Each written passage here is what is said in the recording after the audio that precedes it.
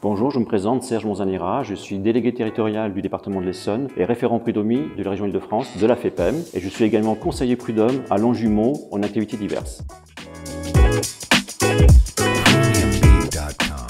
Alors un conseiller prud'homme est un magistrat qui en première instance est compétent pour juger tous les litiges nés à l'occasion de l'exécution d'un contrat de travail de droit privé. Si par exemple un salarié à domicile saisit le conseiller prud'homme pour contester son licenciement, le conseiller prud'homme dans un premier temps va rechercher à concilier les parties et à défaut, il rendra un jugement sur le fond. Il peut aussi intervenir par voie d'ordonnance dans le cadre d'une procédure de référé pour régler des situations relevant d'urgence, comme par exemple le non-paiement du salaire par l'employeur. Le conseil du prud'homme étant par nature paritaire, avec deux collèges employeurs et salariés qui siègent ensemble, il revient aux organisations patronales et syndicales de proposer des candidats à la prud'homie au ministère de la Justice. C'est dans ce cadre que la FEPEM se voit attribuer par mandature plus de 300 sièges de conseillers prud'homme répartis sur tout le territoire français.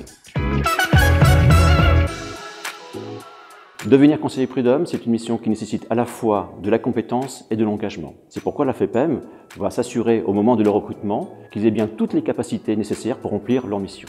Elle va notamment s'assurer qu'ils ont l'habitude de travailler avec la matière juridique, sans nécessairement qu'ils soient des spécialistes en droit du travail, voire même un juriste, qu'il a des capacités rédactionnelles pour rédiger des jugements quand à terme il présidera des bureaux de jugement, qu'il est prêt à assumer de siéger au sein du collège employeur au moment des délibérés,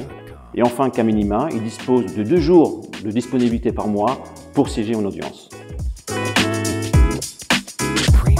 C'est la commission prud'homie de la FEPEM qui valide chaque profil de candidature et le dossier administratif qui va être transmis à la direction des services judiciaires pour instruction. 5 pièces méritent une attention particulière. Une pièce d'identité en cours de validité pour attester de sa nationalité et de l'âge minimum requis, à savoir 21 ans, un justificatif de domicile pour désigner le conseiller prud'homme d'affectation, une attestation sur l'honneur de disposer de tous ses droits civiques, 2 justificatifs fiscaux pour justifier de son statut de particulier employeur sur 2 exercices, et enfin le dernier bulletin de salaire de son salarié à domicile daté du mois du dépôt de la candidature. C'est par un arrêté conjoint des ministres de la Justice et du Travail que sont désignés les conseillers prud'hommes.